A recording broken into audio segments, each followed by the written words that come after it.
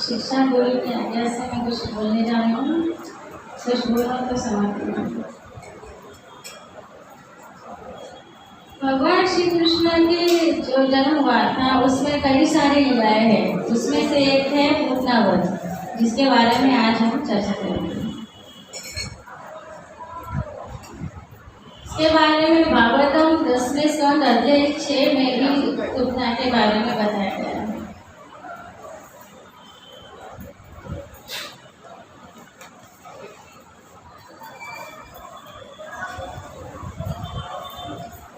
वसुदेव जी के घर पे जब 8वें पुत्र का जन्म हुआ तो वसुदेव जी ने श्री कृष्ण को नंद बाबा के घर में पहुंचा दिया। तो उसकी लड़के की जगह पे लड़की का कंस ने देखा तो कंस ने जरा भी नहीं सोचा कि लड़का है लड़की। वो उसको पटक के मारने लगा तो उसमें से देवी प्रकट हुई और बोलने लगी, अरे मूर्ख, तेरा काल तो कहीं और पहुंच चुका है, तेरी मृत्यु तो निश्चित है। ये सुन के कंस और भी भयभीत हो गया और उसने सभी उसके सैनिकों को सभी को बोला के ये महीने के जो भी जितने भी बच्चे हैं उस सबको मार डालो। तो उससे कुछ नहीं हुआ तो वो गया पूतना के पास। एक दिन नंद बाबा वृंदावन में नहीं थे, वो गए थे मथुरा कंस को वर देने के लिए। नंद बाबा ने सोचा कि मेरे घर पे कृष्णा का जन्म हुआ है और उस कंस ने वसुदेव के सारे बच्चों को मार डाला।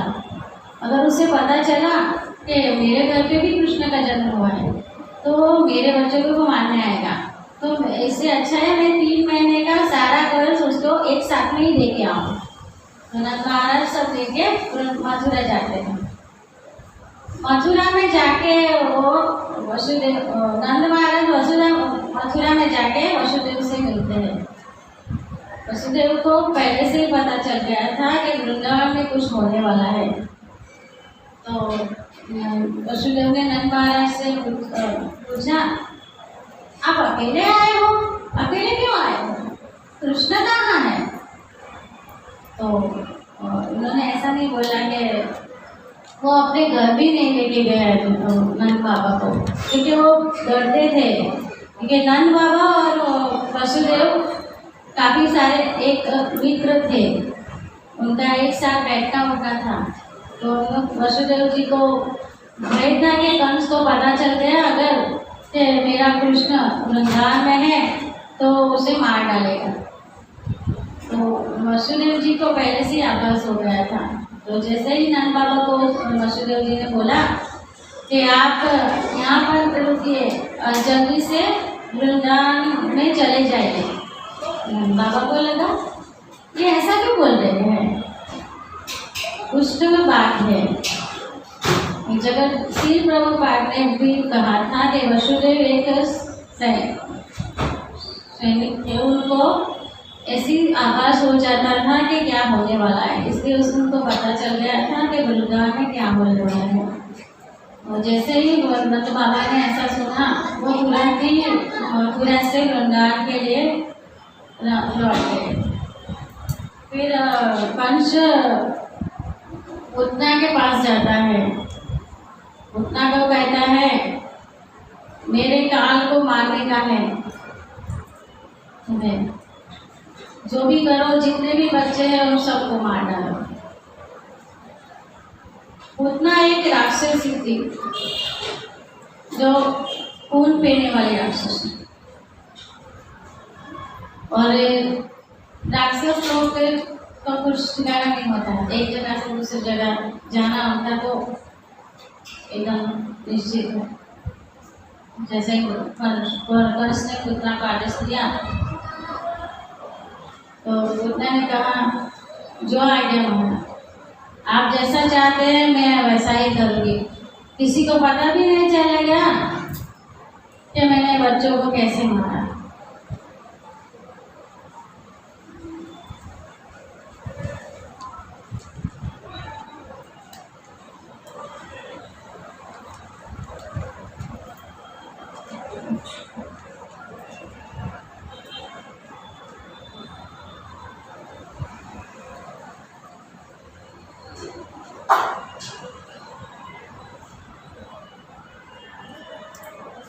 उठना का मतलब है शुक्र।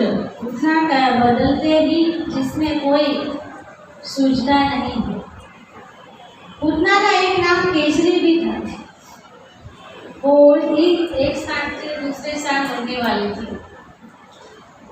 जैसे ही उठना को पता चला कि वृंदावन में एक सुंदर बालक है जिसका नाम है कृष्ण, पहले तो ऐसे जानना चाहती है कि कृष्ण है कौन। तो चुपके से गांव के भीतर जाती है और सबकी बातें सुनती है। सब बातें करते हैं, अरे ये कृष्ण कितना अच्छा है, कितना मनमोहित है, उसको देखते ही मेरा तो सारा काम पूरा हो जाता है, मेरा तो जीवन सफल हो गया। ऐसा सब कुछ गाँव वालों से वो सुनती है। फिर बोलती है, ऐसे ही तो मुझे गांव वाले जाने नहीं देंगे, मुझे रूप बदल के जाना पड़ेगा।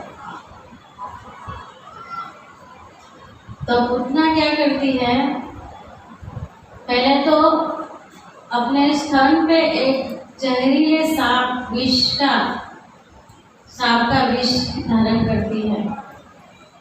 फिर ऐसा रूप बदलती है कि जानोगे स्वर्ग की अप्सरा, जैसे पार्वती माता का रूप लेके वो वृंदावन में आती है। सब लोग उसको देख के सोचते, अरे ये कौन अप्सरा है, जैसा रूप है, कान में बड़े बड़े कुंडल, हाथ में माला, कमर पतली पतली, जैसे स्वर्ग की अप्सरा, साक्षात पार्वती माता स्वयं आई हो। बाहर से तो वो पार्वती माता, अंदर से तो डायन थी, क्योंकि वो कंस के आज्ञा से कृष्ण को मारने आई थी। लेकिन भगवान श्री कृष्ण को तो पता चल गया था कि वो किस लिए आए हैं। लेकिन भगवान ऐसे बताते नहीं है, सबको एक समान मानते हैं। तो पुतना को बोला, मन ही मन बोलते हैं, पुतना तू आई, आजा, मैं भी तेरी राह देख रहा हूँ। जैसे आती है सब पुनीत हो जाते हैं, उसकी बातें वे सब गोपियाँ पूछने लगती है, अरे आप कौन हैं, आप सबकी अप्सरा हैं? तो पुतना बोलती है, हाँ मैं स्वर्ग से आई हूँ, स्वर्ग की अप्सरा हूँ। मेरे स्तन को उसके दूध पीने से सब बच्चे स्वर्ग सुंदरी स्वर्ग से मोहित हो जाते हैं, उसका आयुष्य बढ़ जाता है। ये बात सुन के यशोदा मैया तो खुश हो गई, अरे वाह, इसका जो अगर दूध पिएगा मेरा लल्ला तो बहुत अच्छा रहेगा, युगो युगो तो वो तो स्वर्ग से भी सुंदर हो जाएगा। लेकिन यशोदा मैया को पता नहीं था कि कृष्ण भगवान वो है जिसने सबको जन्म दिया है। तो बोला ठीक है आइए, आप मेरे लल्ला को दूध पिलाइए। जैसे ही कृष्ण पुतना अंदर कक्ष में जाती है, जैसे कृष्ण को देखते, अरे ये तो बहुत बड़ा शक्तिशाली लगता है, मुझे ध्यान रखना पड़ेगा। कृष्ण को जैसे ही कृष्ण को पुतना को अंदर आते देते, वो अपनी आंखें बंद कर देते हैं। कृष्ण क्यों अपनी आंखें बंद कर देते हैं, उसके कई सारे कारण हैं। एक तो ये कारण है कि पूतना अपने स्तन पे विष लगा के आई थी, और विष पीने का काम तो शिव का है। शिव को आगे बंद करके कृष्ण ने आज्ञा दी, शिव जी आ जाइए, आपके लिए भोजन तैयार है। जैसे आह्लाद जब मैं आपने भोजन विष पिया था, अभी दूसरा भी आह्लाद तैयार है, आ जाइए विष पीने के लिए। शिव जी को आदेश दे दिया विष पीने के लिए।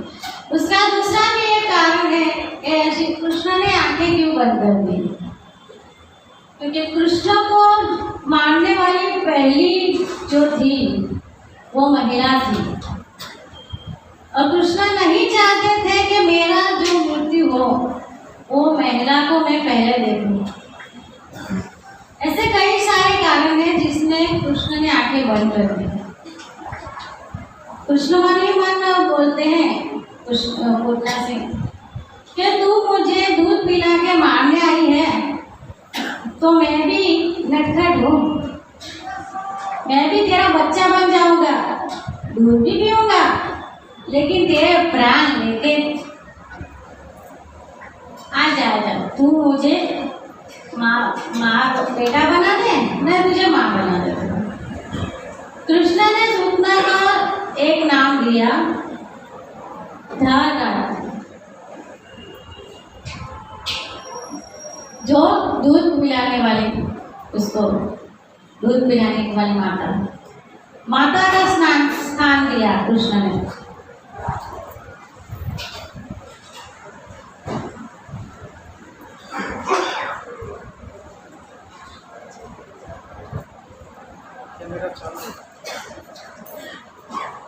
जैसे ही पूतना कृष्ण को दूध पिलाने जाती है, कृष्ण दूध तो पीते हैं, लेकिन साथ साथ में उसके प्राण भी ले लेते हैं। पूतना चिल्लाती रहती है, छोड़ दो, मुझे छोड़ दो, ये क्या कर रहे हो तुम, छोड़ दो। ऐसा करते करते बाहर चली जाती है और अपने असली प्रवेश में आ जाती है, जो राक्षस वाला था। ये देख के सब डर जाते हैं, सब गाँव वाले इधर डरने लगते हैं, लेकिन कृष्ण ने पूतना को स्तन से छोड़ा ही नहीं। वो आगे कंस का एक बड़ा बगीचा था, पूतना वहां जाके गिर गई। कृष्ण ने उसके प्राण ले लिए। कृष्ण ने उसके प्राण तो ले लिए, साथ साथ में उसका शुद्धिकरण भी कर दिया। ये सब जान के जब गाँव वाले उसके पास जाते हैं तो उसका तो बड़ा सा शरीर देखे गाँव लोग तो घर जाते हैं। अभी कृष्ण को नीचे उतारेगा वो, हम लोग तो डर रहे हैं, लेकिन कृष्ण को उतारना तो पड़ेगा। तो गाँव वाले सीढ़ी लगा के ऊपर चढ़ते हैं और कृष्ण को उतारते हैं। गोपियाँ और यशोदा मैया कृष्ण को ले लेती है और बोलती है, अरे रे मेरे बच्चे को नजर लग गई, मेरा बच्चा दूषित हो गया, मेरा बच्चा ये हुआ था। ऊपर कृष्ण को जैसे ही बोलते रहते हैं, उसे गौमूत्र से नहलाते हैं और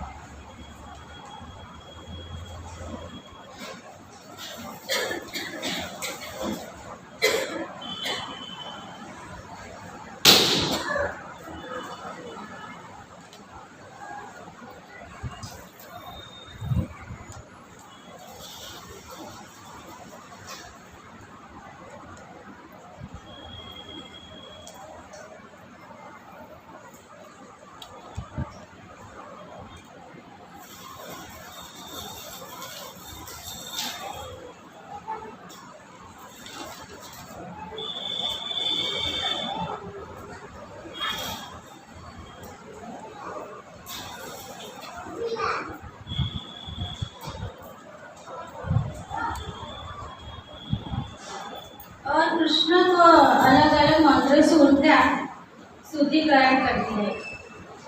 अर्च तुम्हारे पाँवों की, मणिमान तुम्हारे घुटनों की, यज्ञ तुम्हारे बांधों की, अच्युत तुम्हारे कमर की, ऊपरी भाग की तथा हयग्रीव तुम्हारे उदर की रक्षा करे, केशव तुम्हारे हृदय की, ईश तुम्हारे वृक्षस्थल की, सूर्य देव तुम्हारे गले की, भगवान के पूतना को ढक। ऐसे अलग अलग मंत्रों से कृष्ण का शुद्धिकरण किया। फिर गांव वाले पूतना के पास जाते हैं और बोलते हैं, अरे इसका तो इतना बड़ा शरीर है, अभी इसके जलाया कैसे। तभी गांव वाले इसके छोटे छोटे टुकड़े करते हैं और फिर अलग अलग लकड़ियाँ से उसको जलाते हैं। और जैसे ही पूतना का अग्नि संस्कार होता है तो उसमें से बहुत अच्छे से खुशबुएं आती है, कमल की, गुलाब की, सुगंध की। जैसे इसीलिए खुशबू आती है क्योंकि कृष्ण ने पूतना का शुद्धिकरण किया था। इससे हमें सीख मिलती है कि पूतना तो आई थी अलग तरीके से कृष्ण को मारने के लिए, वेश बदल के आई थी, लेकिन भगवान ने तो उसको माँ का स्थान दिया। इसे भगवान किसी के भी साथ भेदभाव नहीं करते हैं, केवल उसको स्थान देते हैं। ऐसे ही हमें सीखना चाहिए कि भगवान के इस बारे में हमें हमेशा स्मरण करना चाहिए और पूतना के जैसे नहीं बल्कि यशोदा मैया के लल्ला की जैसे सेवा करते हैं, ऐसे ही हमें कृष्ण की सेवा करनी चाहिए।